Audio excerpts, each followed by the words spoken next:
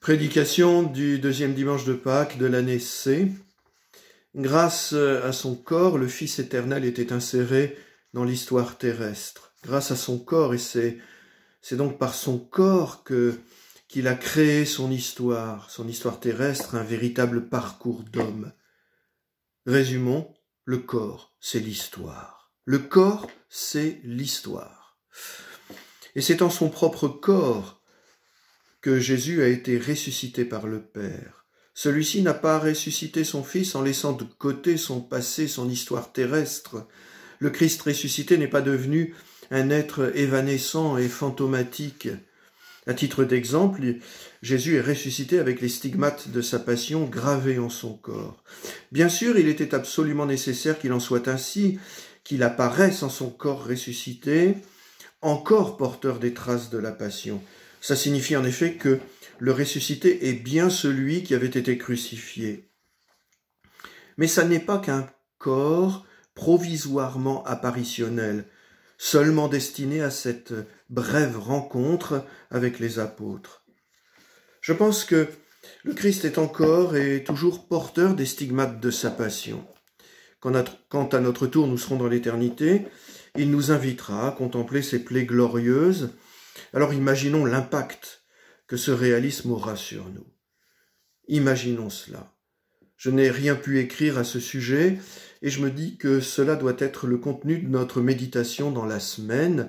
Imaginez l'impact que ce réalisme aura sur nous quand nous serons ressuscités, contemplant le Christ avec ses plaies glorieuses. La parole et l'Eucharistie sont une rencontre avec le Christ, mais qui voile encore la présence. Dans l'éternité, c'est aussi le Christ historique que nous pourrons voir alors. Aujourd'hui, il nous est aussi signifié que notre corps sera signe de reconnaissance de nous-mêmes dans l'éternité. Je vous propose 2 citations, et tout d'abord celle de saint Pierre Chrysologue.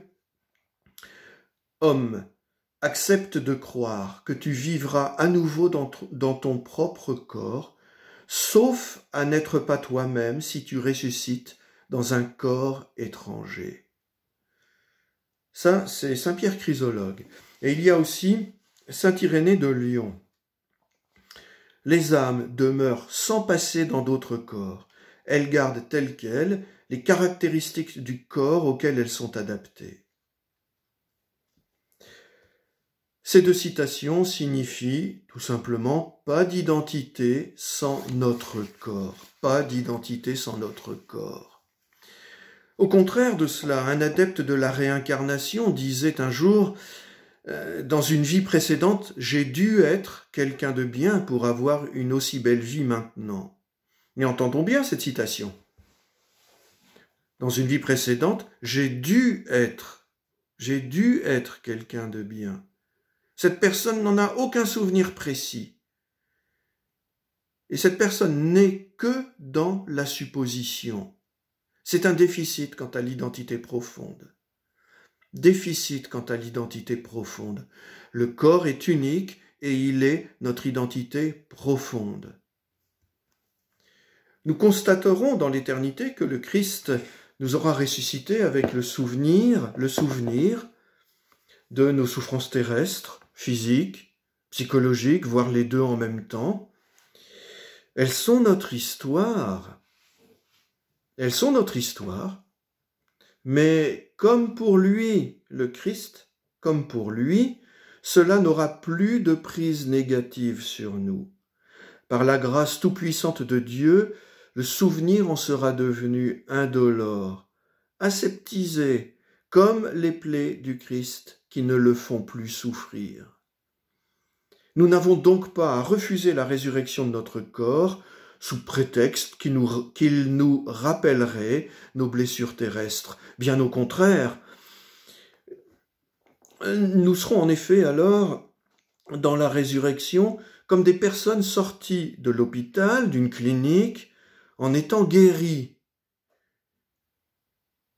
Souvent nous constatons que ces personnes aiment se rappeler et dire à leur entourage le parcours de leur guérison, avec un soulagement avéré.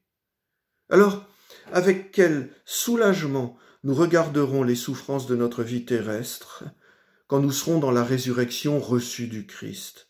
Toujours présentes à notre souvenir car elles sont notre histoire, elles n'auront plus de prise sur nous, aucune prise négative. Sauf une chose. Ah oui, une seule chose, le soulagement.